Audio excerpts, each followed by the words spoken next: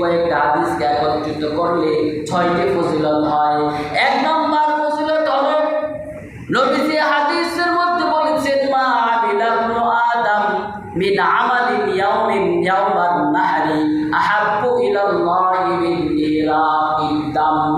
নবীজি হাদিসের মধ্যে বলেন, কুরবানির দিনে কুরবানি করার থেকে উত্তম আর কোন আমল আল্লাহ রাব্বুল আলামিনের কাছে নাই। বলি সুবহানাল্লাহ। আপনি যে কোরবানির দিনটা আপনি কোরবানি করবেন, এই দিনের জন্য সবথেকে বড় শ্রেষ্ঠ আমলই হচ্ছে কোরবানি করা। নামাজ সেটি তো আমল আছেই, কিন্তু বিশেষ করে কোরবানির দিন কোরবানি করার থেকে উত্তম আর কোনো আমল নেই। এটি নবীজির হাদিস। 1 নম্বর ফজিলত। ভাইরা বন্ধুরা আমার, 2 নম্বর ফজিলত হলো নবীজি বলেন, ওয়া ইন্নাহু লা ইয়াতি ইয়াউমাল কিয়ামাতি বিকুরুনিহা ওয়া আশআরিহা ওয়া আসলাফিহা। নবীজি বলেন, আপনি যে বস্তুটাকে কোরবানি করেছেন, ওই বস্তুটার শিং আছে, তার চামড়া আছে, তার হাড় মাংসগুলো আছে, এই সবগুলো হাসরের মাঝে একটি কোরবানি পশুর আকার ধারণ করে উপস্থিত হবে। এখানেই শেষ নয়, নবীজি হাদিসের মধ্যে বলেন, আপনি যে কোরবানি করেছেন, নেক আমল করেছেন, ওই নেক আমলের জন্য আপনার কোরবানি কিন্তু পশুটা আপনার জন্য সাক্ষী হয়ে দাঁড়াবে। বলি সুবহানাল্লাহ। এটি আপনার জন্য সাক্ষী হয়ে দাঁড়াবে। মুহাদ্দিসিনে কেরাম বলেছেন, যদি কোনো গুনাহের কারণে আপনার জন্য জাহান্নামের ফয়সালা হয়ে যায়, আপনার কোরবানিকৃত পশুটা আপনার ওই জাহান্নামে যাওয়ার জন্য বাধা হয়ে দাঁড়াবে। ওই কোরবানি করা পশুটার জবান খুলে যাবে। সে আল্লাহ রাব্বুল আলামিনকে বলবে, এই বান্দা আপনাকে রাজি আর খুশি করার জন্য দুনিয়াতে আমাকে কোরবানি করেছে, আমার রক্ত জমিনে প্রবাহিত করেছে, আর আমি এই জায়গায় উপস্থিত থাকবো, আর সে জাহান্নামে যাবে তা হতে পারে না। যতক্ষণ পর্যন্ত তাকে জান্নাতে দেওয়া না হবে, ততক্ষণ পর্যন্ত আমি তার পিছন ছাড়বো না। বলি সুবহানাল্লাহ। দেখুন তো, কোরবানি করে দিলেন, আমরা তো মনে করি শেষ না, এখানেই শেষ নয়, এই যুদ্ধটা আপনার সুপারিশ করার জন্য হাসরের মাঠে হবে।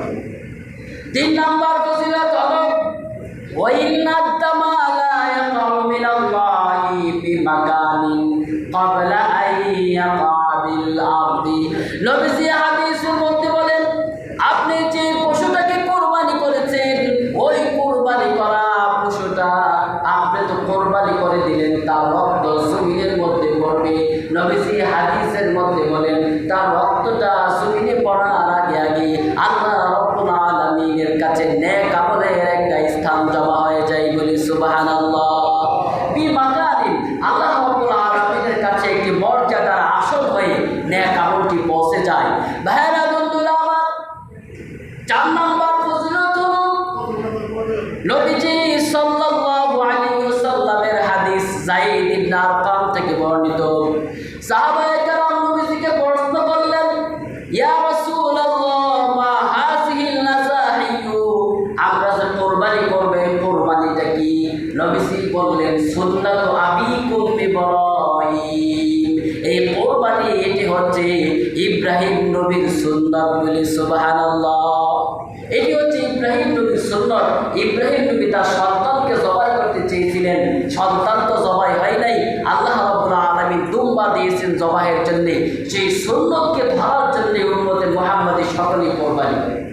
সাহাবায়ে কেরাম প্রশ্ন করলেন, ক্বালু ফামা লানা ফিহা ইয়া রাসূলুল্লাহ, হে আল্লাহর রাসূল, বুঝলাম ইব্রাহিম নবীর সুন্নাত, তবে যদি আমরা কোরবানি করি আমাদের কি বিনিময় দেওয়া হবে?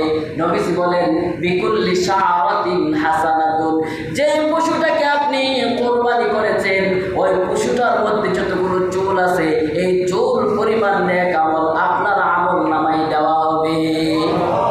কত নেক আমল! আপনি যে পশুটা কোরবানি করেছেন, এই পশুটার মধ্যে কত চুল আছে, এগুলিকে আপনি গণে দেখতে পারবেন? গণে দেখা তো সম্ভব না। তার মানে হচ্ছে অগণিত সওয়াব আপনাকে দেওয়া হবে। সাহাবায়ে কেরাম সওয়াবের জন্য পাগল ছিলেন, নবীজি থেকে আরো সওয়াব নিতে পারে কিনা, আরো সওয়াব মঞ্জুরি করানো যায় কিনা। এই জন্য সাহাবায়ে কেরাম নবীজিকে আবার প্রশ্ন করলেন, ফামা সওফ ইয়া রাসূলুল্লাহ, রাসূলুল্লাহ, চুল তো বড় বড় হয়, আবার চুলের মাঝে মাঝে ছোট ছোট চিকন চিকন পশম হয়, চুলের বিনিময় চুলের সমপরিমাণ নেক আমল দিকে বুঝলাম, তাহলে কি পশমের বিনিময়ে কোনো কিছু হবে? নবীজি বলেন, হ্যাঁ, বিকুল্লি শাআরাতিন মিনাস সাওফি হাসানাতুন। আপনি যে পশুটা কোরবানি করেছেন, এই পশুর মধ্যে যতগুলো পশম আছে, প্রতিটা পশমের বিনিময়ে আপনাকে নেকি দেওয়া হবে। বলি সুবহানাল্লাহ। ভাইরা বন্ধুরা আমার, কোরবানির ফজিলতগুলো অনেক। 5 নাম্বার ফজিলত হলো, নবীজি হযরতে ফাতেমা রাদিয়াল্লাহু তাআলা আনহাকে বলেন, হ্যাঁ ফাতেমা, হৃষ্টপুষ্ট একটা জন্তু থেকে তুমি কোরবানি করে দাও। ফাতেমা রাদিয়াল্লাহু তাআলা আনহা বলেন, আমি যদি কোরবানি করি আমাকে কি বিনিময় দেওয়া হবে? নবীজি বলেন, হ্যাঁ ফাতেমা, তুমি যদি আল্লাহর জন্য একটি পশুকে কোরবানি করতে পারো, তার বিনিময়ে আল্লাহ রাব্বুল আলামিন তোমার পিছনের সমস্ত গুনাহগুলো মাফ করে দিবেন। বলি সুবহানাল্লাহ। গুনাহ মাফ হয়ে যাবে আপনি কোরবানি করবেন। ভাইরা বন্ধুরা আমার, 6 নাম্বার ফজিলত হলো, আপনি যে পশুটাকে কোরবানি করেছেন, ওই পশুটার যতগুলা রক্ত আছে, এই রক্তের ফোঁটা জমিনে যতগুলো ফোঁটা পড়বে, আল্লাহ